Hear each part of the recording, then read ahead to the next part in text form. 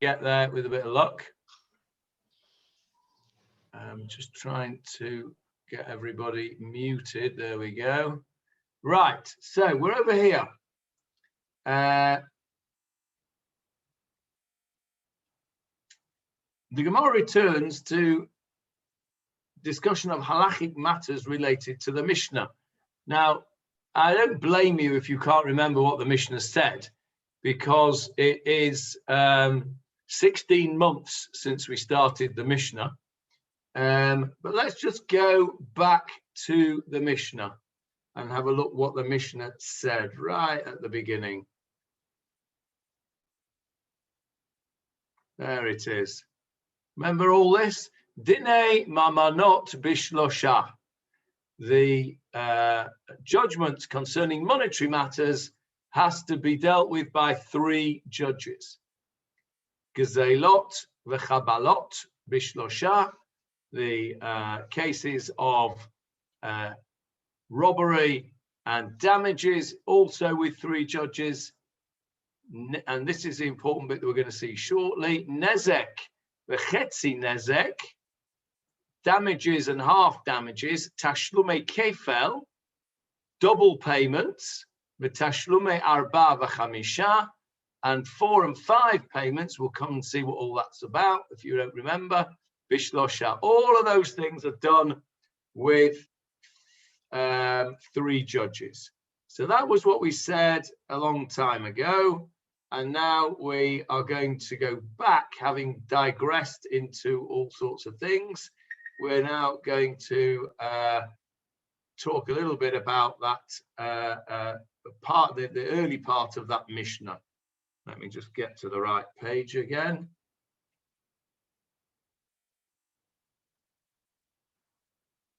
Here we go. So we're going to come to that in a minute. But first of all, we've got to do a little bit over here. So, Tana. It was learnt in a baraita. Zimmun bishlosha. A zimun has to be done with 3 people. Now, why are we talking about this here? Because of the word shlosha, because it's to do with 3 people. And as you'll see in a minute, it's a bit to do with our 3 judges as well. Now, what kind of a zimun are we talking about? What is a zimun? What is a zimun? Does anybody know what a zimun is? A measurement of 3 people, or minimum of 3, like benching. Okay, you are right that a zimun is 3 people. What does the word zimun mean? Time. No, but Johnny, the root is the same as time, and you'll see in a minute why. What does zimun mean? Any offers? An invitation to a summons. An invitation, that's correct. It's from the word hazmana. Hazmana is an invitation. If you get an invitation to an event, it's called a hazmana. A hazmana is also an order. So if you go into a restaurant and you want to order, you will say, Ani rotze lahazmin. I want to order. Now, so hazmana is an invitation. So the zimun is the invitation to 3 people. Now, the one that you mentioned, Johnny, the invitation to benching, is the one that we're familiar with mostly, and that's called a zimun. And we say, have we got a mezuman? Okay. Now, what does a mezuman mean? A mezuman means, have we got those people who are invited or who are summoned, if you like? It's the passive form. And so it means, have we got the people there who are ready to bench? Okay. So if you say, have we got a mezuman, which is how we would say it in sort of, in our normal language, have we got a mezuman? Doesn't actually really make sense. What we should be saying is, have we got 3 people in order to have a zimun? But we don't. We say, have we got a mezuman? Now, the word mezuman is also used in modern Hebrew. Does anybody know what mezumanim are in modern Hebrew? Go on, what did you say, Avril? You might be right, I think. Guests? No. No. No, that's orchim. But yeah, mezumanim would be people who are invited, I suppose, yes. But that's not the word I was thinking of. Mezumanim, as opposed to kartis ashrai. What's a kartis ashrai? Musulman, cash. Cash, that's right. Kartis ashrai is a credit card, and mezumanim is cash. So if somebody says to you, kartis ashrai or mezumanim, they're asking you whether you want to pay by credit card or cash. Now, why is mezumanim cash? Why is it cash? What's the root of that word? Why is the word mezuman mean cash? We all know that money is kesef. So where do we get that word mezuman from? Well, mammon. No. I know this, and I'm smiling about it, and I can't see Jeffrey's face, but once I say this, he will smile about it as well. Because I'm sure that some of you, my father certainly referred to cash as readies. Yeah, Johnny Howard right. smiling. Howard Epstein smiling, yeah. Readies, ready cash. Now, my father used to call it readies. Well, that's what mezumanim is. Ready to be used. Mezumanim is it there and available like a zimmun for benching. It's ready and available to use there and then. That's what cash is. Cash is something that's readily available to use.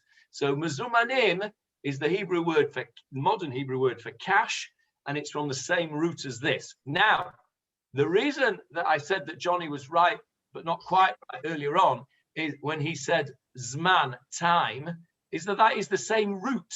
Zman, as we know, is time. And it's, of course, being ready to be used and being ready to bench or being part of an invitation. You are invited to go to somewhere at a specific time. So it's the same root as the word zman. So hazmana or zimun is an invitation to do something at a specific time. So that's why the word zman is the root of all of those words. So, does the mezuman for benching come from here then? For yes. 3 people? Yes. Well, not from this Gemarah. This Gemarah quotes another Gemarah, but this Gemarah is going to talk about that in a sec. Well, yes, can see. So the Gemarah says, Zimmun bishlosha, a zimun, an invitation, whatever that means, has to be done by 3 people. Asks the Gemarah, my zimun. What is a zimun? What are you talking about? What is this thing called a zimun? Ilema birkat zimun.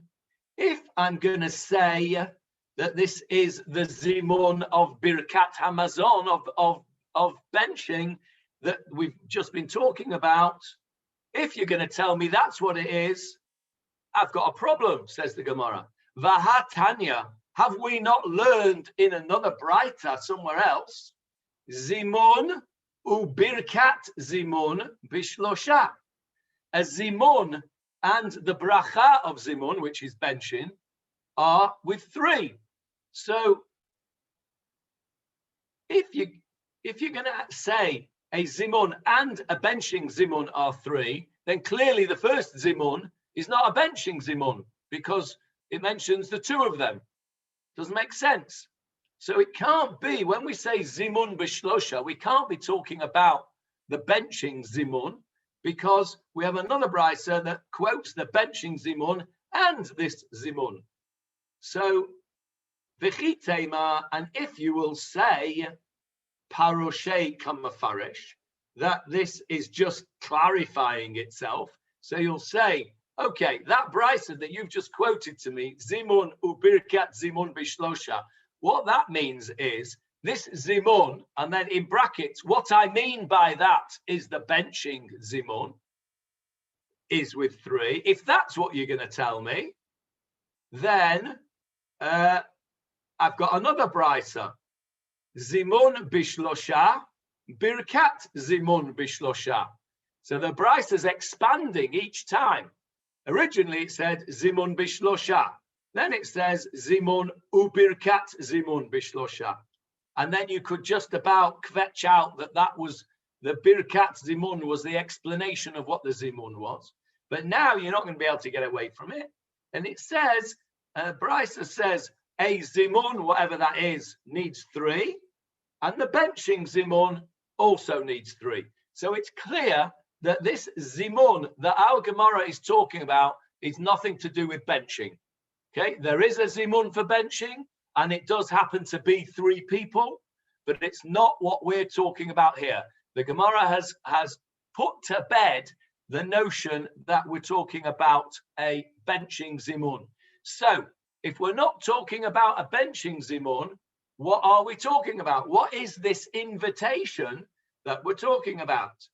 And then the Gemarah now is going to tell us. And this is where it comes back to our subject matter.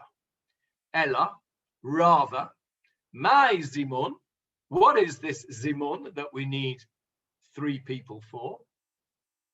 Says the Gemarah, Azmunei ladin. It's a summons. A summons is an invitation. We think of an invitation as something that you can decline or accept. A summons is not something that you're allowed to decline. You are summoned, you have to come. But it's still the same word, Azmunei. You're invited to come. I think the invited is in inverted commas.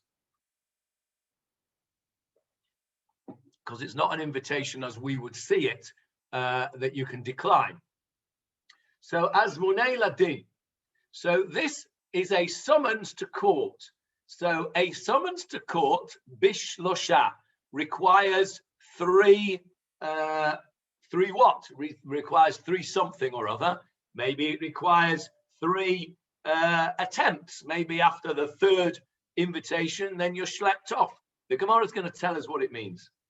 Kiha da'ama Rava. This is what Rava said. Hani bei tlata deyanei diyatve ve'azel shlichei debei dina va'amar mipuma dachad lo amar klum. This is all Aramaic. So we're going to translate it from the Aramaic into Hebrew and then into English. Hana bei tlata. This is a bay, which is the same word as in Hebrew, bet din. This is a court of tlata. Remember, the taf and the shin are interchangeable. So this is shlosha. So this is a court of 3 dayanim. Deyatve, change the taf to a shin again, and you get the yashve. So yoshev, they're sitting. This is a bet din of 3 judges that are sitting. Va'azel shlichei, va'azel shlicha, the beidina, and a shaliach. You know what a shaliach is? You know what the Bnei Akiva shaliach was when you were young and you were going to Bnei Akiva and you had a shaliach, or if you were a little bit more left wing and you went to Habonim, you would also have a shaliach. Julia, did you go to Habonim? Yes, Julia went to Habonim. Well, you would have had a shaliach as well. So shaliach means an agent, an emissary, somebody who is sent, from the word sholeach, to send. Okay, the word sholeach, to send, lishloach, mishloach manot. We send out parcels of food, don't we, on Purim? That's the same word, mishloach manot. So a shaliach is an agent. A shaliach bet din is an agent of the bet din. Somebody who. I remember having one at Aguda, Johnny. Sorry? I can't remember having a shaliach at Aguda. No, you probably didn't. I wouldn't imagine that you did. No. So a shaliach bet din is an agent of the bet din. So va'azel shlicha de beidina. This shaliach bet din, this agent of the bet din, azel, that means went.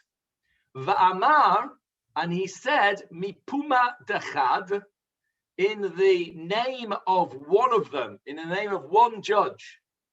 He said to the litigant, in the name of one judge, you are summoned to court.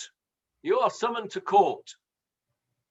That's the agent of the Bet Din comes along, and this summons is in the name of one judge only.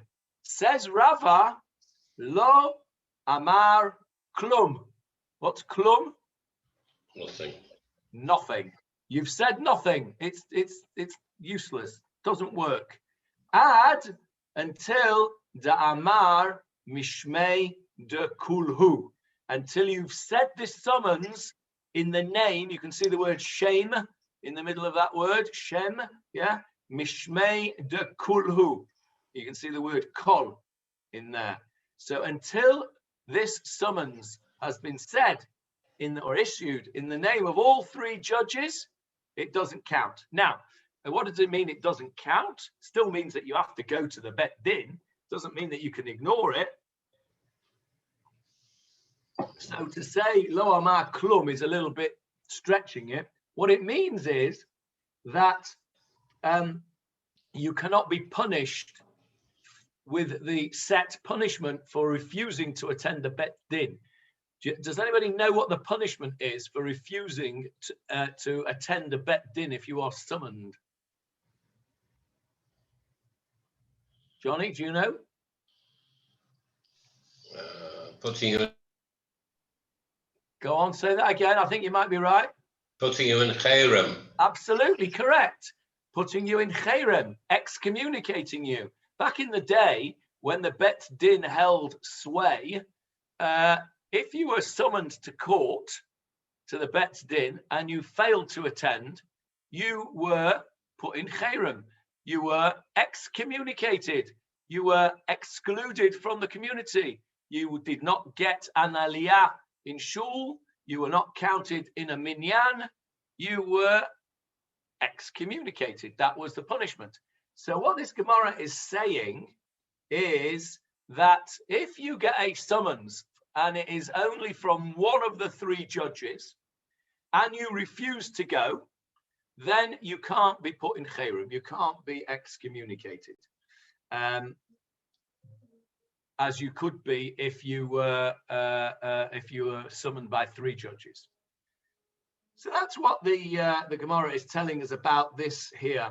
Zimmun bishlosha is talking about the summons that a person, a litigant, might get from the court in order for it to be fully effective. In other words, in order for it to be effective, so that if you fail to attend, you are excommunicated, it needs to be issued by all three judges. Okay, that seems fairly straightforward, except there is a caveat. And the caveat is over here. Hani mile. Hani, that means these. Mile. What word can you see there in that word? Hani mile.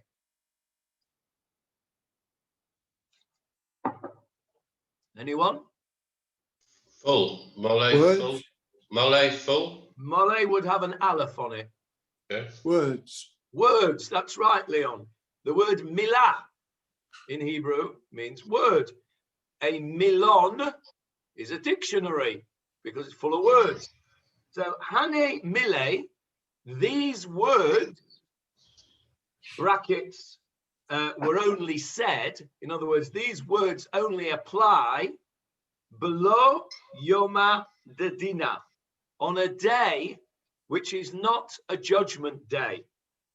So in other words, if the summons that you get from your one judge arrives on a day when the court is not sitting, that's when this applies. You cannot be excommunicated for not attending the summons if it is issued on a day when the court is not sitting. Now, which days do the courts sit? Anybody know which days the court used to sit? Monday and Thursday. How did you know that? Because it's market day. Market day. Correct. And why do we lane on Mondays and Thursdays? Because it's market day. People are in town. Yeah. Exactly. That's why we lane on a Monday and a Thursday. Two reasons, actually. One, because the Torah tells us that immediately after Yetziat Mitzrayim, this is quite apt for the time of year, immediately after Yetziat Mitzrayim, they went through the Kriyat Yam Suf, the splitting of the Red Sea. They sang the wonderful song of Moshe, Az Yashir Moshe. And what was the next thing they did immediately after that? David, tell us what they did next. They went for 3 days without water and ein mayim ela Torah. That's right. They went for 3 days without water and they started to complain. Fair enough. They didn't have any water. And the water is compared to Torah, or Torah is compared to water. So from there, the rabbis taught that it is not correct for Jewish people to go 3 days without listening to the Torah, without having the Torah in their lives. So therefore, they made a gezerah, they made a law, a decree that there should be laning of the Torah at least every 3 days. So we have it on Shabbat, Monday, and Thursday, so that we don't ever go for 3 days without water, without the water of Torah. That's why we lane on Mondays and Thursdays. Why specifically Mondays and Thursdays as opposed to Tuesdays and Fridays or whatever?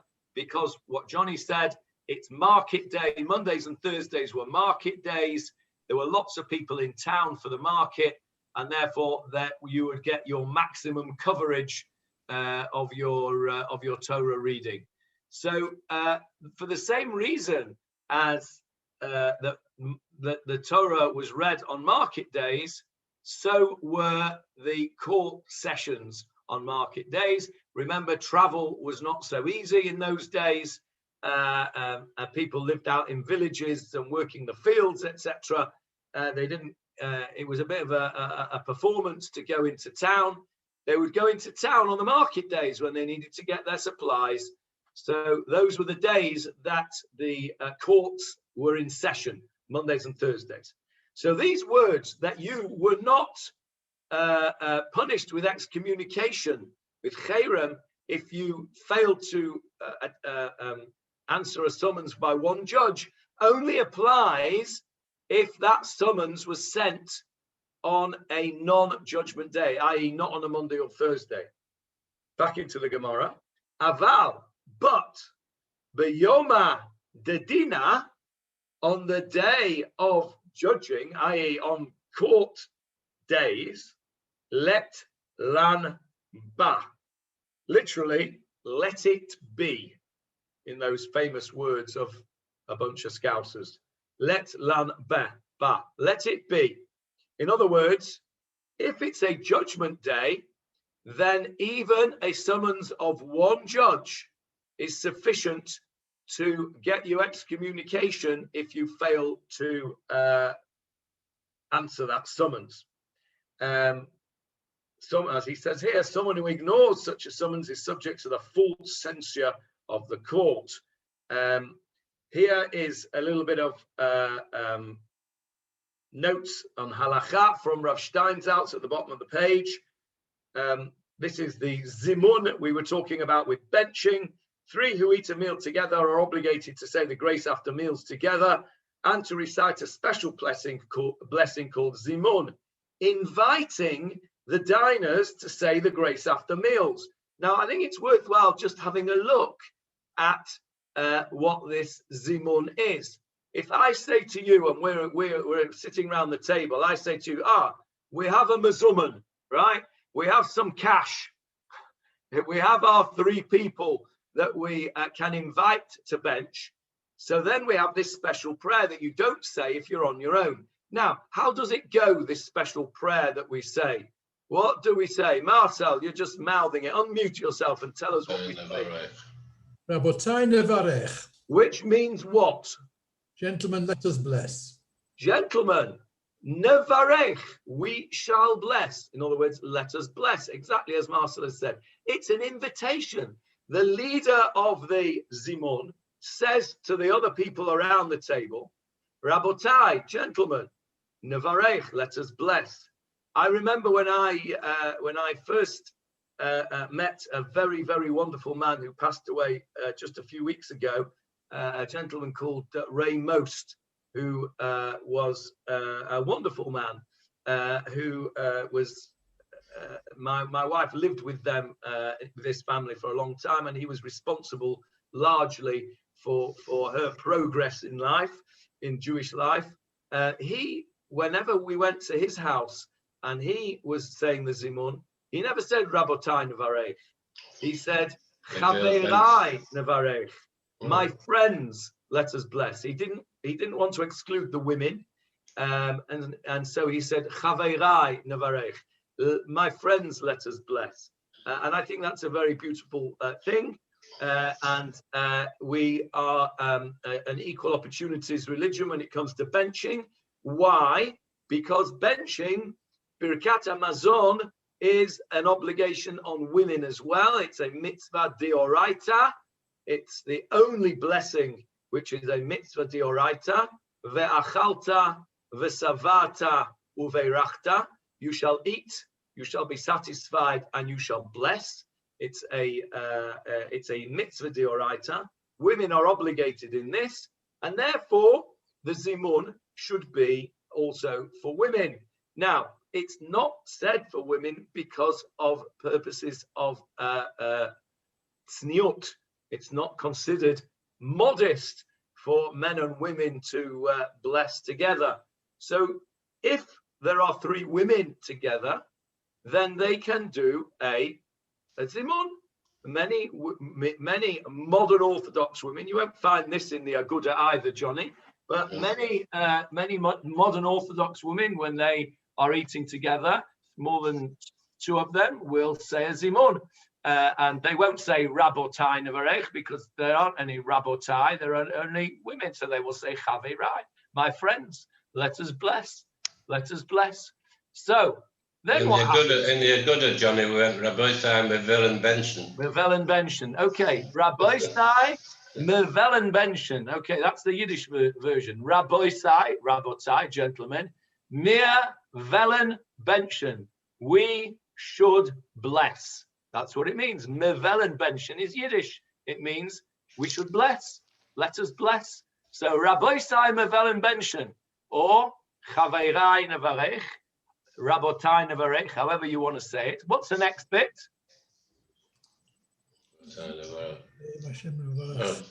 Come on. Yehi Shem Hashem Mevorach, which means Yehi Shem Hashem, be blessed. Let the name of God Mevorach be blessed. That's what you're doing. You're blessing. Let the name of God be blessed. Me'ata, from now, ve'ad, and forever. That is what you're doing. When you bench, when you blessed, when you say the Zimmun, you are inviting your co-eaters, your co-diners, to bless the name of God. So you say to them, the leader says, gentlemen or friends, let us bless. And the friends bless. They say, yes, that's a good idea. May the name of God be blessed forever and ever. And then you repeat, the leader repeats that. Next bit. With the permission of Baal Habayit, the owner of the house. If the owner of the house is not the one that's saying it, then Nevarech, let us bless she'achalnu mishalo. Let us bless the one from whom we have eaten. In other words, God. God is the one that's provided the food, and we are now blessing. So how many times have we garbled the Zimmun and not really thought about what we're doing? Rabotai Nevarech, gentlemen, let us bless. Yes, good idea. May the name of Hashem be blessed forever. May the name of Hashem be blessed forever. With the permission of the person who provided this food here on this earth, the Balabayit, let us bless the one from whom we have eaten, i.e. God. And then we go into the blessings. Hazan et olam, etc., etc. He who feeds the word. So this is Zimmun. I know this is nothing to do with our Gemarah, but I thought it was an opportunity to actually stop for a minute and think about something that we do almost by rote and don't think too much about. This invitation to bless is an important thing. We should be stopping and saying, yeah, this is the right thing to do. We have eaten from the bounty of God. We've been satisfied with the food that we've been granted in this earth. It's correct that we bless, and the leader invites everybody else to join him in blessing. That is the Zimmun. That is the invitation bishlosha of 3. So women can do it. There are some people that say if you've got 2 men and a woman, you can also do it. That's getting a little bit more radical. I personally don't have a problem with it because women are obligated in the mitzvah. You would have a problem if it was a child because they are not obligated in the mitzvah, so they would not be 3 people there. You can pay your money and takes your choice whether you how you do it. But 3 people eating together one should invite the others to bless the Almighty for providing us with the food. Okay. Johnny, yes, Johnny, Sharon. a question. The bit about sniut, that a woman can't bless with a man because of sniut, is that the whole voice of a woman thing, or is there something else behind that? It's partly that, but I would say, Sharon, it's an extension of that, because there is a perceived problem, and I say perceived because I think for most normal human beings it is not really a problem, but it's a perceived problem that men and women doing anything together will lead to what is commonly known as hanky-panky. And things that shouldn't occur. And so we have the rabbis produced for us our yellow line on the platform to prevent us from coming to do things that we shouldn't do with women. They said you shouldn't do anything with women. In my humble opinion, the yellow line is about 10 kilometers from the platform's edge, and a normal male human being should not be drawn into things that he shouldn't do by blessing the Almighty after eating together with a woman. However, if a particular person has a problem and would fall into that category, well, then he should probably exclude himself from eating with women altogether. But there you are. That's where it stems from. It stems from the concern of the rabbis to prevent inappropriate behavior between men and women. It's the rope around the artifact in the museum. It's the yellow line on the platform, and as I say, in my opinion, it's placed in the wrong place. But once you're on the subject, Johnny, can I just ask, why don't we bench with someone if we haven't made a motzi? Or do we? Well, you're not actually obligated then to bench. You make hamotzi. We've had a lovely meal, though. Okay, well, there are opinions that say that even if you haven't had bread, if you had full meal, then you should bench on the basis of ve'achalta, v'savata, uberachta. You've eaten, you've been satisfied. Yeah. Now, basically, al pi halacha, you can't be satisfied unless you've eaten bread. Right. That's the bottom line halachically. It's not logical, and there are opinions that say that even if you don't eat bread, but you've had a proper meal, that you should bench because it's a mitzvah d'oraita, and therefore safek d'oraita lechumra. If you're doubtful about whether you need to do something which is a Torah law, then we err on the side of strictness. So there are opinions that say that even without bread, a full meal requires benching. Now, the flip side of that is, what if you just have, and I'm going to be a little provocative here, a kazayit of bread, right? Now, I'm not talking about the football size kazayit. I'm talking about the normal kazayit. Why if you just have an olive-sized piece of bread and you are not satisfied by that, you're not full, then technically, then you're not obligated to bench, technically, because you don't fulfill ve'achalta v'savata uverachta. You've eaten, but you haven't been satisfied.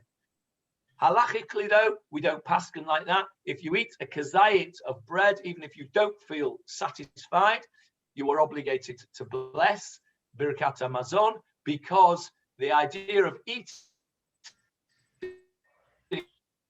a kazayit of bread and ought to be satisfactory. And generally speaking, people don't eat an olive size of bread. So that's the Zimmun. So the reason that we don't, to answer Johnny's question, the reason we don't make a Zimmun if we don't have bread is because technically you can't be satisfied without eating bread. But if you are, then there's certainly opinions that say you should bench. Okay. That was a little bit of a digression about the Zimmun, and I think it was worthwhile just stopping to think about it. Back to the Gemarah. If the court issues this summons on a Monday or a Thursday, then we were in the halachic notes, weren't we? That's how we got to that. Yes, Rabbi Steinsaltz explains to us the Zimmun, which we've talked about. Now he explains to us here what this agent of the court is all about, and why the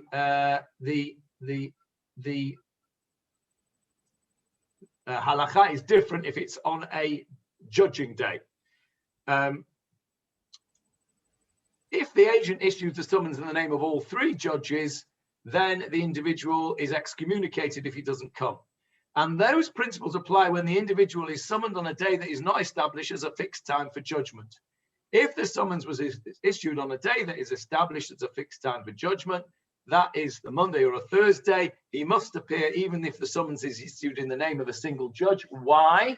Because the court is waiting for him. And it is a chutzpah to the court. It's an affront to the court not to come. If it's not on the day of the judgment, the court's not waiting for him, and only one judge has issued the summons, you might be excused by saying, well, it's only been issued by one judge. The other two judges might dissent. I know they're not sat there waiting for me, so I can't actually go right there now and then find out what's going on. And therefore, you're not excommunicated because that logic could apply. However, on a day when the court is sitting and they're sat there waiting for you, it's a chutzpah. I was in court yesterday. How about this for a chutzpah? I was in court yesterday for a case by Zoom, and we were listed for 10 o'clock. And at 9:30, you get an email from the clerk of the court to say that the court has been double booked. And there's two cases listed at 10 o'clock. And so we have to wait until the other case has been heard. And okay, these things happen. So then at 11:45, the court clerk says, right, everyone sign on. The judge is now waiting for you. So we all sign on. And the judge says, right, well, I've got an hour to hear this case now. Well, it was listed for 3 hours. So she says, well, I've only got an hour, so we'll have to adjourn it. Ta-ta. And that was the end of that. So here we've got the flip side. In our Gemarah, it's a chutzpah by the litigant not to turn up if they're summoned. Yesterday, it was a chutzpah by the court to the litigants to waste my time, all the other expert witnesses, the two sides barristers, the defendant, the claimant, a whole bunch of people were completely sort of disenfranchised, wasted their time by the court. So it works both ways. The court did not apologize to us, nor was the court excommunicated. However, in our Gemarah, we're talking about the other way around. The litigants, if they keep the court waiting and they're summoned even by one judge on a judgment day, oy vavoy, they're in Cherem. Okay. Johnny, there's an expression in Yiddish, the Rebbe may. Yes, absolutely. Yeah, correct. Yes, which loosely translated it means the Rebbe will decide. It's yeah, you don't get a choice. The Rebbe's in charge, not the students. And you're quite right, Morris. That's exactly what happened yesterday. Right, so we've still got a little bit of time, so we can now go back to the Gemarah, which we have left behind, the Mishnah, which we left behind a long time ago. And we go back to our Mishnah. Tashlume kefel. Remember what that was? Double payment. Double payment needs to be adjudicated by 3 judges. That was right at the beginning of the Mishnah. The very first Mishnah, I think the second line of the Mishnah. Tashlume kefel and tashlume arba v'chamisha b'shlosha. 3 judges. Now, what is tashlume kefel? Can anybody remember what the case is that you have to pay double, that you are fined and have to pay double? Anybody remember what the case is? Go on, Julia, it's on the tip of your tongue, I can see. I'm just Michael? wondering if it was something to do with if you knew that there was a problem with your animal rather than you didn't know. If it was accidental, then it would be single. But if you knew and there'd been problems before, then it would be double. You're on the right track. Is it that's from damages stealing? and half damages. That's the other way around. Is it from stealing? Yes, it is from stealing. Yeah, I'll come. Yes, let me just mention Julia's point first, and then I'll come back. You're right. It's from stealing. What Julia is referring to is nezek and chetzi nezek, damages and half damages. You're absolutely right to remember that if it was something which was predictable, you've done it before, then it's full damages. A first-time offender, only half damages. This is the other way around where it's double, and Nachum is correct. This is if you steal something and it is found in your possession, in other words, you don't own up before you're caught, then you are fined by having to pay kefel, double. You have to pay double the amount that you stole, double the principal. That is the halacha. I think, correct me if I'm wrong, David, but I think that's probably in Parshat Mishpatim or Parshat Kiteitzei, one of the two or both. Mishpatim, you're correct. Mishpatim. Yeah. Okay. So in Mishpatim, it talks about the halachot of paying double. So our Mishnah said right at the beginning that the cases which involved double payments, i.e. This case of theft, needed 3 judges. Okay. Shalach, there's our word again. Shalach, from the same word as shaliach. Shalach le Rav Nachman bar Rav Chisda le Rav Nachman bar Yaakov. This chap, Rav Nachman bar Rav Chisda, the son of Rav Chisda, sent, what did he send? He sent a shaila. He sent a question to Rav Nachman bar Yaakov, another Rav Nachman. So one Rav Nachman sent to another Rav Nachman a question. And this was the question. Yelamdeinu Rabbeinu. Let our teacher, Rabbeinu, they are the word our teacher, Moshe Rabbeinu, Moses our teacher. Yelamdeinu, you can see the word lomeid in the middle of that. Let our teacher teach us. What do they want to know? Dinei knasot bekama. Who knows what a knas is? Fine. A fine. Have you ever had one, Marcel? Actually, I got one the other day for parking more than 60 minutes. There you go. That's a knas. You get a fine. we have a steady stream of those things coming to our house for my children's various misdemeanors in the car, for parking fines, speeding fines, all sorts of fines. They love them here, don't they? Knas, fine. Fine for not wearing a mask, fine for all sorts of things. So what is the halacha? Rav Nachman, Rav Chisda is asking Rav Nachman, what's the halacha? The cases that involve a fine, kama, how many? How many judges do we need? Well, we just said that, haven't we? What's the question? That's what the Gemarah says. My kami ba'aya lay. What word can you see in there? Kami ba'aya. I said it in a way that you should be able to recognize the word. A problem. Yes, ba'aya. We all know what a ba'aya is. We've got loads of them, haven't we? Ba'aya is a problem. So my kami ba'aya lay. What's his problem? Ask the Gemarah. What a daft question. What's your problem? My kami ba'aya lay. What is the problem here? Ha anan tanan bishlosha. We've just learned that it's 3 judges, because what's he talking about? He's talking about the double payment. That double payment is a fine, isn't it? That's what that double payment is. You steal an object worth 100 shekels. Normally, you'd give it back and that's it. But if you get caught with it, you have to give back double. And that's a fine. And we've already said in the Mishnah, Tashlumi kefel b'shlosha. So why is Rav Nachman bar Chisda asking this question? Has he not learnt the Mishnah? Of course he's learnt the Mishnah. So the Gemarah is saying, what's your problem? You've already been learned that's 3. He says, no. Ella, rather, this is what the question is. You've misunderstood the question. Yachid mumche kami ba'ayale de'ein dinei knasot ola.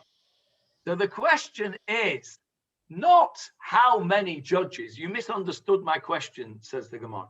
The Gemarah says, I'm not asking how many judges. We know it's 3 because it says so in the Mishnah. You're right. What I'm asking is, what about a single expert judge? Is he allowed to adjudicate this case on his own? Because those 3 judges that we spoke about are Dayanim Hedyotim. Remember that word Hedyot? Simple, uneducated, unexpert, ordinary. So when we do our Hatarat Nadarim before Rosh Hashanah, and we sit down in front of those 3 people in shul and we say, please allow all my Nadarim not to be Nadarim, all my vows to be annulled, we don't need a Bet Din Shel Mumchim. We don't need a Bet Din of experts. We just have a Bet Din of Hedyotim. 3 simple people, 3 ordinary folk who act as a Bet Din. So the Gemarah is asking here, I understand that we need 3 simple people to do the judging for a Tashlume Kefel, for a fine of double case. But what about the case where we've got 1 expert judge? We haven't got 3, we've only got 1. Is an expert judge allowed to adjudicate a fine case on his own or not? Look at the words again. Ella, rather, yachid. You can see the word echad in there. An individual mumche, an individual expert, kami ba'alei. Is he able? That's my question. That's my problem, he says. I'm asking about a single individual expert judge. De'ein dinei knasot olo. Is he allowed to judge this or not? So that's the question of Rav Nachman bar Chisda to Rav Nachman bar Yaakov. And now we've got the answer. Rav Nachman bar Yaakov said to him, Amar le, he said to him, Tani tuha. You can see the word tana. Take that taf and make it into a shin. And you can see the word Mishnah without the mem. You can see shoneh, which means to learn. So tanituha, you've already learned this. It's in a Mishnah. You've learned it in a Mishnah. Where is the Mishnah? Our Mishnah. Our Mishnah. Tashlume kefel v'tashlume arba'a v'chamisha b'shlosha. That's why this Gemara is quoted here, because it's quoting our Mishnah. Our Mishnah says double payments and 4 and 5 payments, which we'll talk about another time, require 3 judges. My shlosha, what do we mean by 3? Ilema shlosha hedyotot. If you'll say it means 3 ordinary folk, non-expert judgments, right? Ha'amar abua da'avuch mishmei derav.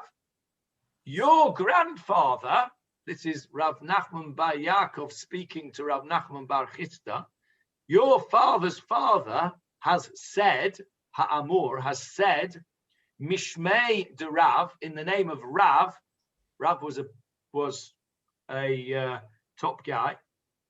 Afilu asara, even if there are 10 judges, Vehein hedyotot, and they are ordinary folk, psulin ledinei knasot. They are not capable of judging cases which involve fines. Ela mumchin v'ka'amar shlosha. The Mishnah is talking about expert judges, and we need 3 of them.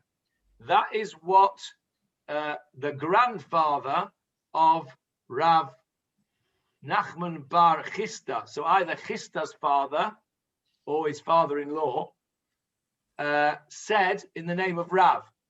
And it makes sense if you think about it, because if you're not an expert in the case, how can you judge whether this person is due a fine or not?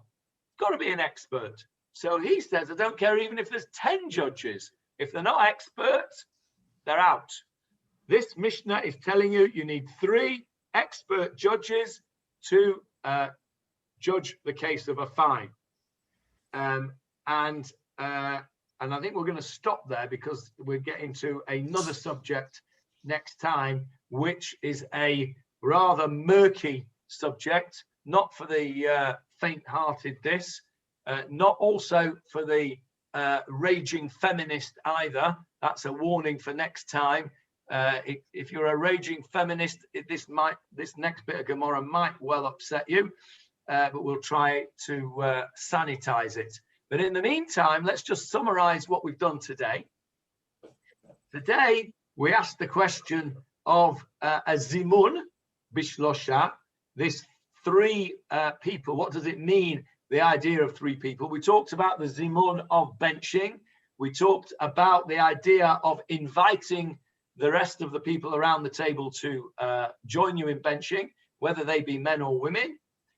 We spoke about the meaning of that Zimmun, that invitation. And then we spoke about this Gemarah, which told us that the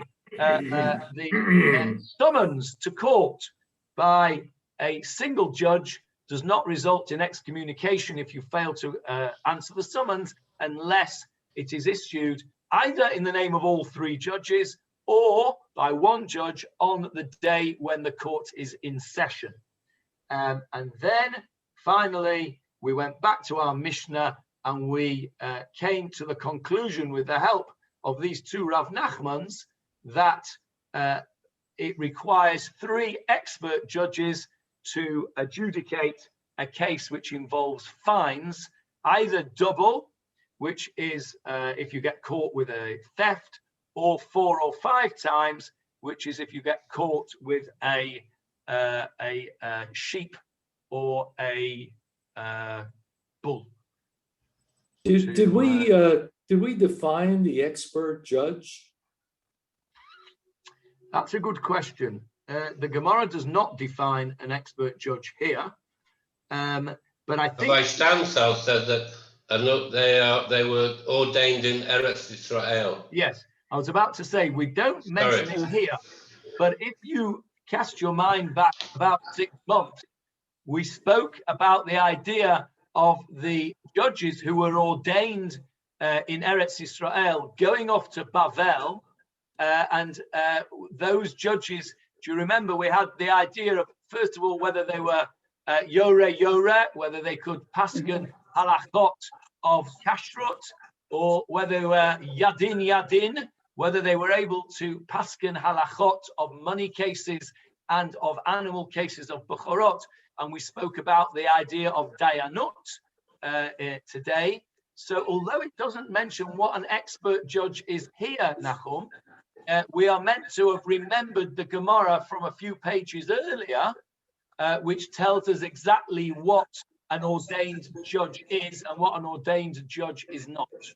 So it doesn't mention it here, but it does a few pages back. Yes, Sharon. Yeah, I'm sorry, I'm confused. You're up mute. No, I'm not on mute.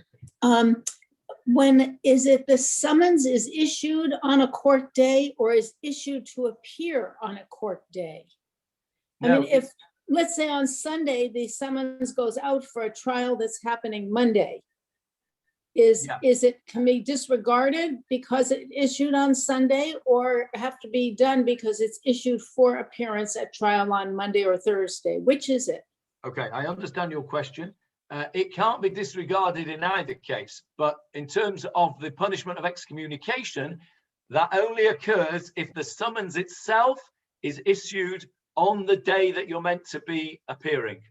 So a summons on a Sunday to appear on a Monday, which arrives to you on a Sunday and only signed by one judge, if you don't go, you're a naughty girl, but you can't be excommunicated. That seems strange in terms of people being out in the farm country and being able to get themselves into town to testify. I don't know, just the logistics of it are weird. Yeah, well, that's a good point. I suppose, however, that things were done more on the hoof because things were close by. It may well be that you would get a summons for a different day. But that summons then would, in order to be fully effective to get you excommunication if you didn't keep it, would then need to be signed by all three judges. I suppose you can look at it as the other way around, that a summons always needs to be signed by all three judges unless it's actually on the day of the judgment, in which case the court allows only one judge to sign it. I suppose that's the flip side of the way of looking at it a different way. Any other questions? Well, just a comment, Johnny. Yes. That it's quite an achievement. We've now reached the third line of the first Mishnah of Sanhedrin. Yes, we've done. We should have a seal. Yes, making great progress. We did. Well, look how much we did today. Look at all these lines we did today. We did all that. Yes. Yeah, we did 2 little S's. So yes, we're picking up speed here. So yeah, that's good. Right, let's stop the Gemarah Shir now. And we can stop the recording. What else have I got to tell you? Anybody